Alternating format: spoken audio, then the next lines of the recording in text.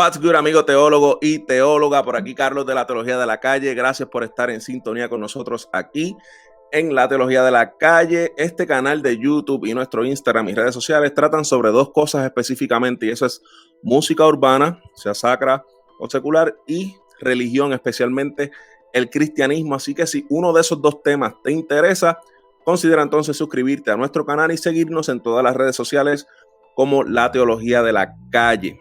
Hoy tenemos una invitada súper especial. Para nosotros es un honor tenerla con nosotros, así que muchachos, recojan que llegó la pastora. Te estoy hablando de Lizzy Parra. Lizzy, ¿qué está pasando? ¿Cómo tú estás? Bendiciones, aquí gozando contigo, un placer enorme estar compartiendo contigo hoy. Gracias Lizzy, súper contento de que estés con nosotros. Para mí de verdad que es una alegría, una bendición poder compartir contigo, especialmente pues obviamente porque te sigo por tu música, etcétera, así que es súper honrado por eso.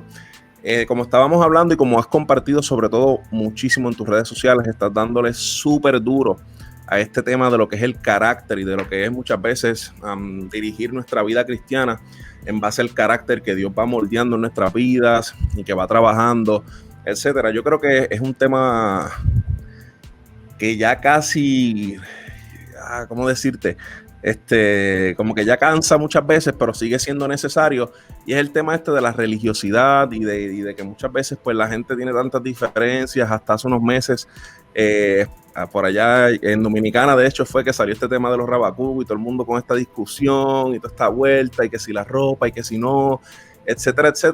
Entonces quería hablar contigo y preguntarte cómo entonces nosotros podemos combatir la religiosidad que muchas veces trata de hacernos llegar a Cristo, pero no a través de Cristo, sino a través de un montón de dogmas que muchas veces ni siquiera son dogmas bíblicos, son dogmas muchas veces infundados en interpretaciones erróneas sobre el texto y sobre la palabra del Señor. ¿Cómo tú crees entonces que esto y que el carácter juega una parte esencial o importante a la hora de nosotros combatir esta religiosidad y estas cosas que muchas veces tratan de desenfocarnos de Cristo y enfocarnos más en doctrinas y dogmas que muchas veces nos sacan del camino? Sí, yo creo que algo que estaba debatiendo hace unos días, justamente con mi esposo, le decía que si algo yo había aprendido es que lo primero que uno tiene que hacer para aprender a mirar la religiosidad es saber que todos somos religiosos en cierta área de nuestra vida. O sea, cuando uno aprende que uno es también religioso, a veces uno no se da cuenta que está siendo religioso con algo, pero ese pensamiento de algo que te enseñaron, que un día te dijeron, sí, ahí clavado, y tú sin darte cuenta actúas conforme a eso que un día te dijeron, aunque no tiene ningún tipo de fundamento bíblico, pero lo haces. Cuando tú entiendes eso en tu vida, que tú también eres un tipo religioso, solo que como en una parte te hace poder ver al otro que quizás es religioso de forma diferente a ti, con más amor. ¿Sabes? Como más, sí, fulano, yo no creo eso, pero está bien, ok. Como que tú tienes la capacidad de empatizar un poquito más, ¿sabes? Y fue algo que yo tuve que aprender, porque quizás yo no era religiosa con la ropa, pero quizás sí era religiosa con otras cosas. Y la verdad es que si algo yo compartía es que yo a veces no entiendo qué tanto podemos discutir nosotros sobre religión cuando la Biblia es tan clara en Santiago, cuando dice la verdadera religión es esta. Habla de cuidar a las viudas, a los huérfanos, guardar sus mandamientos. Dice, esta es la verdadera religión. Y todavía aquí en el 2020 tenemos tantos, como iglesia, tenemos tantos choques con relación a lo que la religión de forma correcta es. Entonces, yo creo que es algo que Jesucristo va a venir en una nube y todavía vamos a estar combatiendo con ella. Sin embargo, la única forma de tú guardar tu corazón de forma correcta, porque la religión empaña tus ojos. La religión es como que te ensucia el cristal.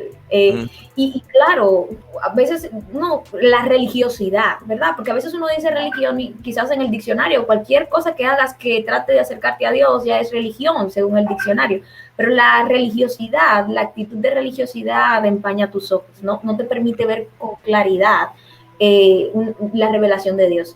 Y la única forma que la palabra establece para tú limpiar el camino es a través de su palabra. Yo creo que y ese es el gran problema es que tenemos una generación tan emotiva, una generación tan de lindas luces en las iglesias, que no estoy en contra de las lindas luces en las iglesias, no, para nada. Me encantan las lindas luces de las iglesias, pero tenemos una generación tan basada en actividades así súper emotivas. Y que todo está bien, hemos ido creciendo en esto, pero lo que me da miedo es que esta misma generación quizás ha perdido un poco el foco de lo que el fundamento es, y el fundamento es su palabra. Cuando nosotros, yo personalmente, algo que trato de hacer es siempre recordarle a esta generación que me escucha, que lo único que va a poder transformar y cambiar la vida de alguien es la palabra, que lo único que siempre es veraz y nunca miente es su palabra, que lo único que establece lo que puede emitir un juicio de justicia correcto es su palabra. Y cuando nosotros como generación crezcamos más en ese fundamento que tanto necesitamos, yo creo que vamos a poder combatir esa actitud de religiosidad con más poder. Definitivamente. Y fíjate, algo que yo creo que ha traído o que ha expuesto, porque en la historia del cristianismo siempre ha habido muchísima división, muchísimos problemas de postura, etcétera, etcétera. Pero antes no había este pequeño factor que se llama redes sociales. Antes, cuando querías debatir con alguien, tú tenías que literalmente citar un concilio, citar un montón de gente, e ir a un sitio específico y ahí entonces ponerte a debatir, etcétera, etcétera, y después todo el mundo para su casa. Pero ahora tú te estás llevando el debate para tu cama, para el baño, para la sala, para la cocina, para el carro, para el supermercado, etcétera, es súper difícil, y especialmente para esta generación que ha crecido con las redes sociales en la mano, que nacieron y ya las redes sociales formaba parte de su vida, lo quisieran o no, desde los papás subiendo fotos de los niños que eran bebés prácticamente. Es bien difícil tratar de no aparentar o de tratar de promover una unión cuando uno mismo, tratando de tomar esa postura de unión, inevitablemente está fomentando algún tipo de división o de conflicto con el pensar de otra persona. Y te traigo este punto porque muchas veces ustedes como artistas, porque tienen tantos seguidores, no importa cualquier punto que usted presente, por más bíblico que sea, etcétera, etcétera, siempre va a haber alguien, siempre va a haber una opinión disidente o alguien que se ofende por todo, por nada y por si acaso. ¿Cuál entonces debe ser la postura que tanto ustedes como artistas y personas de influencia, pero también como cristianos, deben asumir? ¿Debemos entonces utilizar las redes estrictamente para evangelizar o también debemos prestarnos para algún tipo de debate, por así decirlo, o de enfrentamiento, o simplemente debemos promover la unidad y utilizarlo simplemente para evangelizar o para hablar del mensaje del evangelio? Tú sabes, yo creo que algo que a mí me ayuda mucho a tomar esta decisión es ver porque como tú dices, ahora es súper sencillo opinar sobre todo.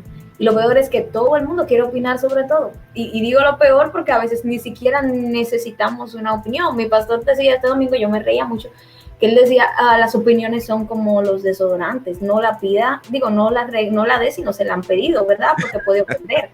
Decía, si tú llegas a una gente con un desodorante, ay, mira lo que te compré, ¿qué tú quieres decir, verdad? Te puedo ofender. Él decía, las opiniones son iguales, si no se las pidan, no las diga, porque lo pueden ofender. Pero la verdad es que algo que a mí me mueve mucho es saber qué tan responsable es la opinión, saber si es una opinión responsable, porque mira, te digo que así como es fácil poder acceder a un debate, al mismo tiempo es fácil poder ocultar tu opinión, ¿sabes? Y hay mucha gente que, yo siempre les digo, por ejemplo, a los chicos cuando se enfrascan en estos pleitos de redes, les digo, lean la intención de aquel que les está leyendo, porque cuando usted lee la intención, usted sabe si la persona tiene una duda en su corazón, si está confundido con alguien o si está intentando pelear. Si la persona está tratando de pelear, no importa lo que tú le digas, él va a convencer, seguirá peleando todo el tiempo porque es algo que le está intentando hacer. Muy probablemente. Entonces, sin duda, yo creo que lo que uno tiene que hacer es siempre, porque al fin y al cabo, las redes están ahí para eso, ¿no? Para intercambiar ideas, pienso yo. El punto es saber qué tan sano puede ser enfrentarte a ello. Y siempre que uno mire las intenciones del corazón de las personas. Yo soy del tipo de personas que respondo a las dudas cuando sé que vienen de una intención real, ¿sabes? Porque algo que yo he aprendido es que la Biblia dice, oye, que este versículo a mí me cambió la mentalidad para siempre. La Biblia dice que el necio lo cree todo. pero que el sabio lo entiende. No que el sabio no lo cree, sino que lo entiende. Cuando tú eras pequeño, cuando yo crecí en la iglesia, cuando yo veía algo en mi Biblia que yo no entendía, la gente me decía, a Dios no se le cuestiona, me decía. Por ejemplo, yo un día le pregunto, ¿por qué Dios dice no matarás y manda a Josué a matar a todo el mundo? Y mi líder de adolescentes en ese tiempo casi le da una cosa, dice, ¿cómo esta muchacha pregunta esto? Mira, nos va a salir atea, nos va a salir yo. Y me decía, a Dios no se le cuestiona. Y la verdad es que uno tiene que aprender que Dios no tiene miedo de que se le cuestione, porque Dios es más inteligente que todo el mundo. Entonces Dios no tiene miedo con que la gente les haga preguntas. Y yo creo que nosotros también no deberíamos tener miedo con que las personas tengan preguntas. Lo que sí tenemos es que crecer en el conocimiento de entender lo que creemos para saber si podemos hablar y defender lo que creemos. Entonces allí es donde está lo delicado. Yo siempre creo que es una buena oportunidad siempre y cuando tenga un marco saludable. Por eso digo que lo adecuado es leer la intención de la interacción. Claro, totalmente. Y hablando de ese mismo miedo, muchas veces, por alguna razón, en nuestras iglesias, y especialmente probablemente en el último siglo, se ha infundado mucho este tipo de pensamiento o este tipo de interpretación, citando a Pablo, de que la letra mata, no puedes leer otra cosa que no sea la Biblia, si lees otra cosa que sea la Biblia estás en pecado, o estás cuestionando a Dios y te vas a ir para el infierno, y etcétera, etcétera, etcétera. Y básicamente hablar sobre estudiar la palabra, pero estudiar a nivel casi académico o académico, y buscar interpretaciones, comentarios bíblicos, diccionarios, etcétera, etcétera. Algunas personas, por no decir muchas, toman esto como una falta de respeto a Dios y a la fe. Y muchas veces se entiende como que esto es una falta de fe del cristiano, utilizar otra cosa que no sea la oración para entender la Biblia, para estudiar la Biblia, etcétera.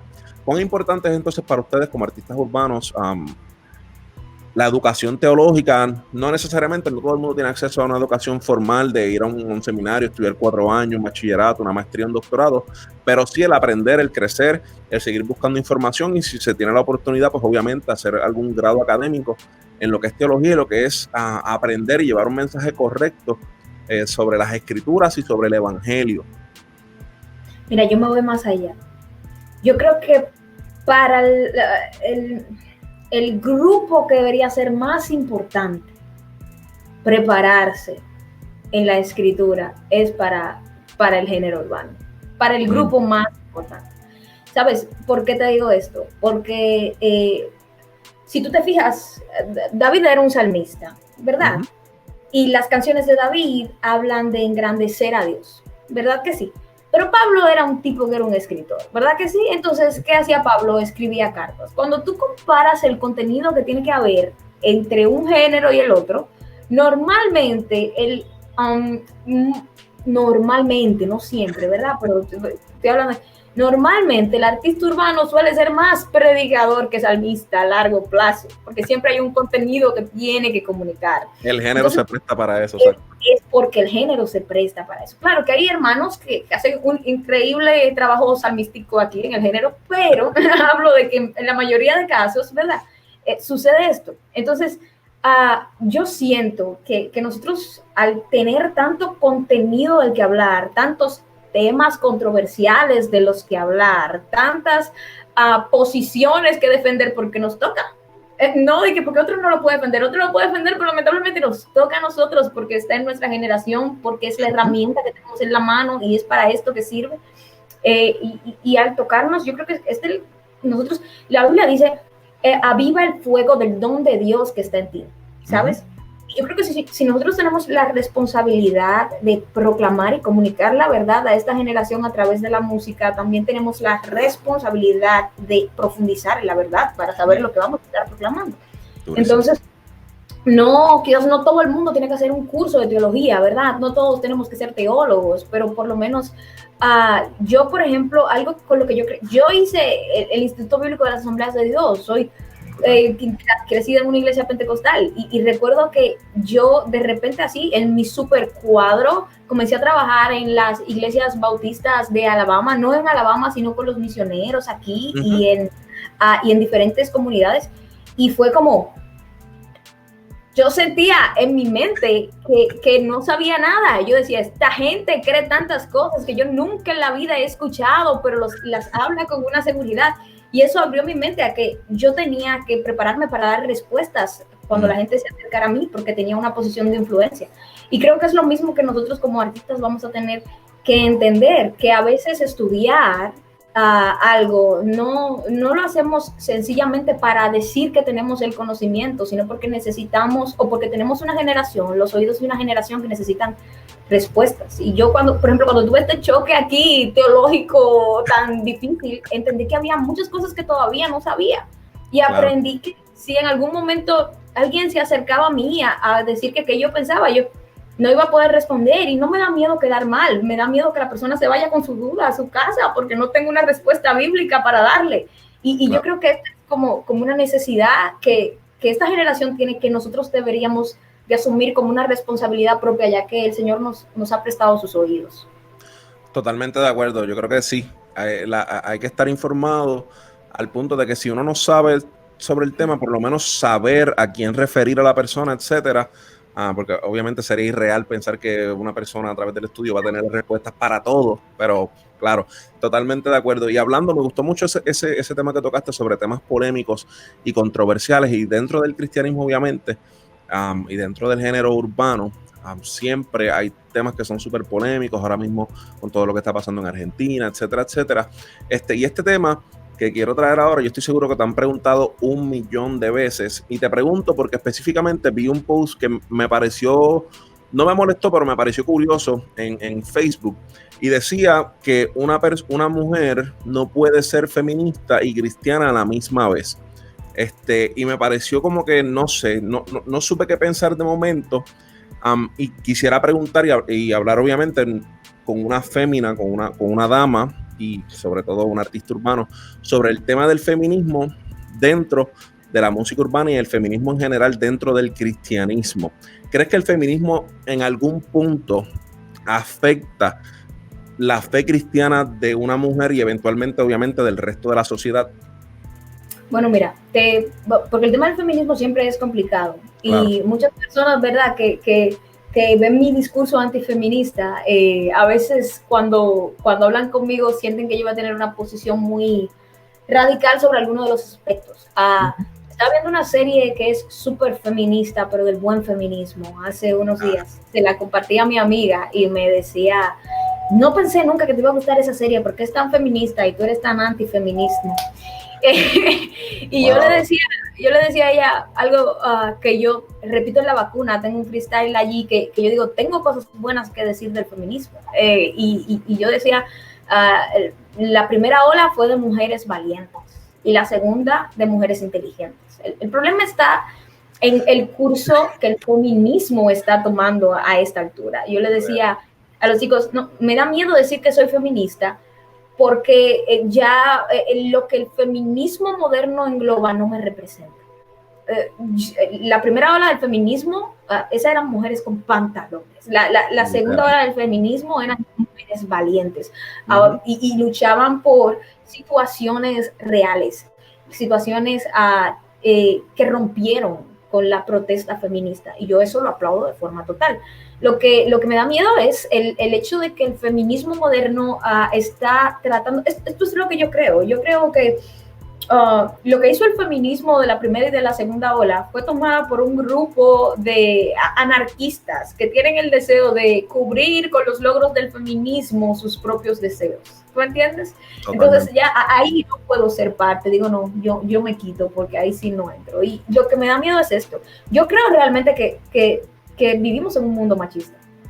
Si tú me lo preguntas, yo te digo, sí, claro que sí, vivimos en un mundo que todavía el machismo existe y que todavía, aunque sea en mínimas actitudes, puede verse reflejado. Ahora, lo que yo creo es que el feminismo no es la respuesta al machismo, no es la solución. Creo que la solución al machismo es Jesús. Pues si uno trata de romper el machismo con actitudes humanas, no creo que vaya a funcionar realmente del todo. Lo único que puede completar una obra perfecta y que se haga tal y como Gálatas dice, que el hombre pueda ver, tal y como Gálatas dice, que ya no hay ni hombre ni mujer, hablando de valor de géneros, ¿verdad? Que sí, en Cristo Jesús. es solo a través de él, porque la desigualdad es parte del resultado del pecado en el mundo. Totalmente, totalmente. Y gracias por tu contestación, porque específicamente eso de que te da miedo el que te identifiquen con un área o con otra, a mí también me preocupa, porque muchas veces, por causa de lo que está pasando ahora mismo, en esta última década, probablemente los últimos 20 años tal vez, con el feminismo, empaña la labor increíble que muchas mujeres hicieron en la primera y segunda ola del feminismo y que le otorgaron a la mujer voz y voto a la hora de tomar decisiones democráticas en el país, a conducir, etcétera, por un capricho o por simplemente embrismo, tratar de imponer a la mujer por encima en vez de ser igualitaria y combatir el machismo, que sí es un problema real y vigente, y muchas veces lamentablemente dentro de nuestras mismas iglesias y muchas veces dentro de nuestros mismos dogmas que profesamos dentro de muchas iglesias, especialmente históricas, se presta para un tipo de machismo que tratamos de taparlo con la Biblia muchísimas veces, aunque nos duele y aunque no parezca real o cónsono con el amor de Cristo y con la igualdad que Cristo predicó y que modeló a través de su vida, ministerio y eventualmente cuando resucitó. Siguiendo esa misma línea de temas polémicos, otro tema que a mí me interesa mucho y que sobre todo ha cobrado muchísimo auge en el último tiempo es el tema de la salud mental, el problema de este tema de la depresión, y que muchas veces todavía hay iglesias que tratan el tema de la depresión como si fueran necesariamente ataques satánicos, demonios, espíritus inmundos, etcétera. Y aunque sabemos que ese mundo sí existe, no lamentablemente se le puede atribuir todo este tipo de situaciones al diablo y a estar reprendiendo y qué sé yo qué más. Hay situaciones que sí se tienen que tratar, creo yo, ¿verdad? Con medicina, con ciencia, y tratar a la persona como lo que tiene, una depresión, un ataque de ansiedad, etcétera, etcétera, etcétera. ¿Crees entonces que este es un tema que se debería trabajar más fuertemente en la música urbana, o crees que lo que se está haciendo hasta ahora es suficiente, por así decirlo? Yo creo que no hemos sido suficientemente objetivos con el tema. Yo creo que siempre hemos hablado de salud emocional, pero no hemos sido lo suficientemente objetivos con el tema. Y yo creo, tú sabes algo, yo creo que no se limita a las iglesias. Yo creo que es una idea heredada del mundo que la iglesia ha disfrazado de religión, pero es una idea heredada del mundo, en el sentido de que la gente no va al psicólogo.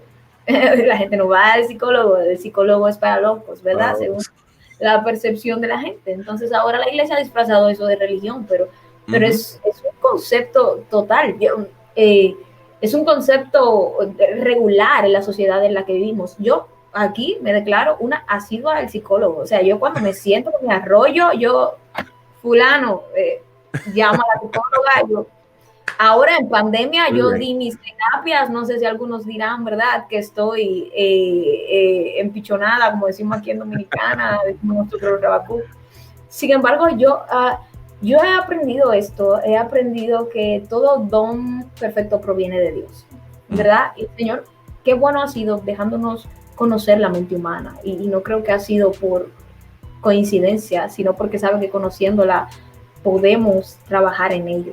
Yo creo que como música urbana nosotros hemos tocado los temas de sanidad emocional, pero quizás nosotros mismos hemos todavía mantenido una posición un poco religiosa sobre ello. No sé si se entiende lo que quiero decir. Siempre, cuando hablamos de una persona que tiene algún problema de depresión, cuando hablamos de una persona que tiene, siempre hablamos de esto de que, pero Jesús puede solucionar el problema. Y estoy totalmente de acuerdo con ello. Jesús es quien puede solucionar el problema, pero a veces Jesús puede utilizar a profesionales del área, puede utilizar tratamientos de los que ya el ser humano ha descubierto. Jesús puede utilizar todas estas cosas. Y yo creo que nosotros aún nos falta un poquito en esa área. O sea, nos falta, es lo que te decía, es lo que nos toca a nosotros. Podríamos preguntarle a muchísimos adoradores que por qué no lo hacen, pero si tú lo piensas delicadamente, eso nos toca a nosotros. Es como lo que nosotros podemos hablar. Y creo que es algo de lo que aún tenemos que seguir enseñando o haciendo crecer a esta generación con relación al tema. Totalmente de acuerdo. Y sobre todo, predicar, no predicar, no, como infundir o hacer normal el término de que la psicología o ir al psicólogo no es para alguien que esté loco, el consejero no es un símbolo de debilidad, el que un matrimonio vaya a consejería matrimonial no es símbolo de que fracasaron como seres humanos en esta vida, es que simplemente cuando a usted se le daña el carro, cuando a usted se le daña un encer eléctrico, cuando a usted se le daña, se siente enfermo del corazón, usted va al doctor, pues lo mismo. Así es. No es necesariamente un síntoma de que usted es más débil o está loco o Satanás está en su casa metido porque usted vaya a un consejero o un psicólogo. Bueno, mira esto, yo aprendí eso a través de mi enfermedad del vitiligo. Yo fui a la dermatóloga y la dermatóloga me dijo, yo no puedo hacer nada por ti, tú necesitas un psicólogo. Porque lo que se reflejaba en mi piel venía de adentro.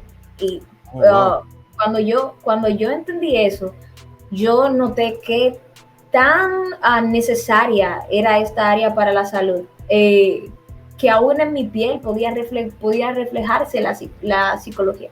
Entonces, son tabúes que tenemos que romper. Wow, qué increíble, no sabía eso, pero qué detallazo. Y qué bueno que recibiste ayuda y que no fue, o sea, que Dios te está utilizando para romper esos mismos tabús, esos mismos mitos que existen tanto en el ámbito secular como dentro de la iglesia, que es bien importante. Solís, para ir terminando, también otro tema que resulta súper polémico es el tema que viene hace muchos años sobre si los ministros deben cobrar por evangelizar o por predicar, etcétera. Y ahora con el crecimiento del género urbano, el nivel que va, el alcance que ha tenido a nivel mundial, el género prácticamente ha acaparado todo lo que habla español y ahora va capturando también el mundo anglosajón o el mundo americano y que habla inglés. Muchas personas entienden que ya el género se ha industrializado demasiado, hablando especialmente del género de ustedes como artistas cristianos, como ministros cristianos también, y que entienden que ustedes han perdido el foco o la intención original sobre predicar el mensaje utilizando esta herramienta de la música urbana. ¿Tú crees realmente que la música urbana sacra, por así decirlo, está ya demasiado industrializada o demasiado comercializada en el sentido de que es un negocio más y se ha puesto en segundo plano la intención de predicar el mensaje de Jesucristo? Bueno, mira, te digo algo. Lo que ha permitido que la música trascienda de la forma en la que ha trascendido es justamente el estar tan industrializada. ¿En qué sentido quiero decir esto? Que lo que ha permitido que esto pueda extenderse de la forma en la que se está extendiendo es el hecho de contar con distribuidores musicales, es el hecho de contar con buenas redes, es esto. Y el hecho de que sea mucho más sencillo generar ahora a través de la música urbana también permite que los mismos ministros puedan ocupar todo su tiempo en hacer esto, porque la verdad es que si tú tienes 3 niños y una esposa en casa, por más que quieras servir al Señor, la palabra dice que el soltero se ocupa del Señor y el casado se ocupa de agradar a su mujer. Entonces hay tiempos para todos. Sin embargo, el hecho de que la música pueda generar su propia sustento hace que muchas personas puedan seguir enfocándose en seguir edificando a la gente al mismo tiempo que pueden seguir comiendo en casa. Así que yo pienso que una de las grandes bendiciones ha sido esta. Claro, siempre se tiene ¿qué se podría decir? El peligro, ¿verdad? De perder el foco. Y es más, me voy más allá. Yo creo que a veces todos hemos perdido el foco. Creo que si tú me preguntas si se está perdiendo el foco, creo que todos hemos perdido el foco en algún momento. Yo creo que sin darnos cuenta. Por ejemplo, mi ministerio en el 2018, yo estaba aquí en Dominicana trabajando muchísimo, haciendo muchísimos eventos, teniendo muchísimos conciertos. Sin embargo, luego por un like, esas cosas que estaban pasando aquí en Dominicana comenzaron a trascender a otros lugares de Latinoamérica.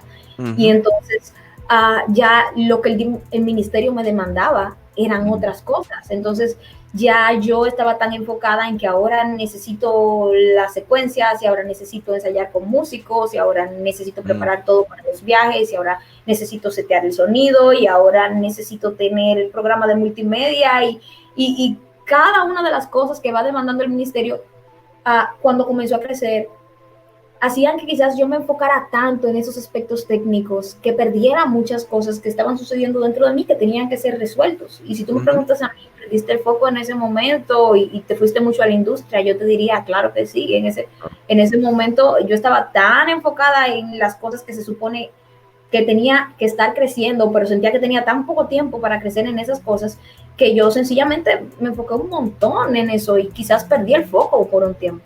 Sin duda, lo bueno de esto es que el Señor es tan paciente que aun cuando uno pierde el foco por un tiempo, Él te ayuda a reenfocarte de forma correcta, te trae aunque tenga que ser arrastrado por una pierna, pero vuelve y te trae porque Él fue que te llamó a hacer esto.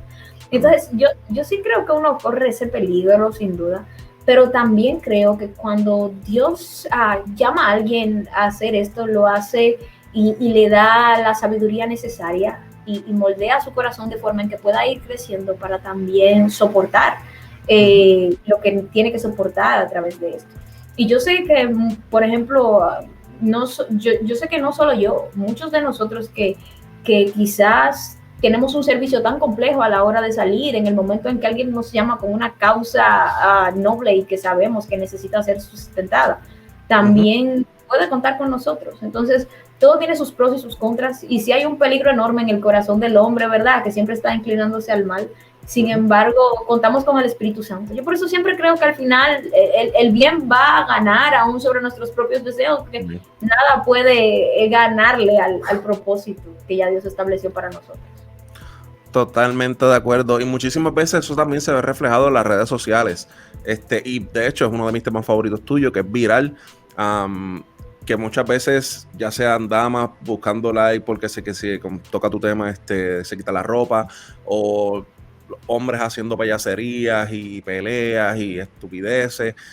Por eso mismo, porque muchas veces, incluso dentro de los medios cristianos, las redes sociales y los números, por más que muchas veces quisiéramos taparlo con la mano o hacernos los más espirituales, todos somos vulnerables, y no importa si usted es un artista del calibre de Lizzy Parra, o si es una persona que está empezando un blog o está empezando un canal creativo, de lo que sea, los números siempre van a influenciar para bien o para mal, y eventualmente va a llegar un punto en donde Cristo va a tener que meternos las manos, porque literalmente nos enfocamos más en la obra y en lo que estamos haciendo que en el dueño de la obra, y es súper fácil cambiarnos de carril y no darnos cuenta. Y eso, como tú decías al principio, es una forma de religiosidad también. Sin duda, y yo creo que, mira, yo pienso que lo bueno de esto es que Dios sabe para qué estamos preparados y para qué cosas no. Y algo que me encanta del Éxodo es que el pueblo de Israel estaba a 11 días de la tierra prometida, pero el Señor se los llevó 40 años a dar vueltas por el desierto. Y me encanta un versículo que dice, Dios los llevó por el camino largo para que no se espanten con los gigantes. Y me encanta ese versículo porque creo que eso es lo que Dios hace con muchos de nosotros. Nosotros sentimos que estamos por el camino largo. Sin embargo, Dios está llevándonos justamente por el camino que nos toca a nosotros para poder alcanzar el propósito. Y como Dios entiende eso, Él va como trabajando una cosa a la vez. Dios va trabajando el enfoque con relación a esto. Dios va trabajando el hecho de que los números comiencen a crecer y uno se abruma porque uno dice, wow, Dios mío, ¿qué está pasando? Dios comienza a trabajar el hecho de uno depender absolutamente de Él con relación a lo que está haciendo en un sentido monetario, en un sentido emocional. Y Él va llevándonos por cada uno de esos pasos, aunque parezca el camino largo. Y yo creo que es donde más he podido ver la misericordia de Dios, cuando me lleva por el camino largo, porque sabe que el corto de 11 días no lo aguanto, pero como Él va con paciencia trabajándome poquito a poquito, puedo ir alcanzando las cosas que tiene para mí. Amén, definitivamente. Lizzy cerró con casi una prédica muy, muy duro. Lizzy, gracias por compartir con nosotros. Para mí ha sido un privilegio el tenerte aquí, el compartir contigo, el que compartieras con nosotros todo tu conocimiento, sabiduría y consejos. Tus redes sociales nuevamente para los amigos que te puedan seguir, y tu próximo disco que sale ahora el mes de enero. Cuéntanos un poquito sobre ese álbum. Así es, estoy bueno, por ejemplo, este disco es todo un resumen de las cosas que Dios ha estado tratando conmigo en este tiempo, justamente por esto, porque uno se enfoca tanto a veces en tantas cosas que tengo que hacer, y el hecho del Señor cerrarnos todo el tiempo de este año me hizo, bien, vamos ahora a ver lo importante, y se sentó conmigo ahí a darme un dictado de mi carácter, hicimos un examen de mi carácter, me quemé horrible, dije, wow, qué cosa, Yo no sé si yo soy cristiana, nada, pero, pero luego de que tuvimos este tiempo increíble, pensé qué bueno sería poder compartir con la gente las cosas que el Espíritu Santo trabajó conmigo en este tiempo de aislamiento. Y nada, Carácter es todo ese resumen. Ya en enero van a poder disfrutarlo. Así que pueden estar atentos por ahí, por las redes sociales, Lizzy Parra Official con doble F. Van a conseguirme en todos los lugares para que estén pendientes cuando Carácter salga y puedan escucharlo. Eso es durísimo, así que vamos a estar súper pendientes a esa próxima producción en enero. Y si nuevamente, gracias a usted, amigo teólogo y teóloga. Recuerde que nos puede seguir en todas las redes sociales como La Teología de la Calle, y si le interesan estos temas como religión y música urbana, considere entonces suscribirse a este canal de YouTube de La Teología de la Calle. Será hasta la próxima, les mando un fuerte abrazo, Dios los cuide.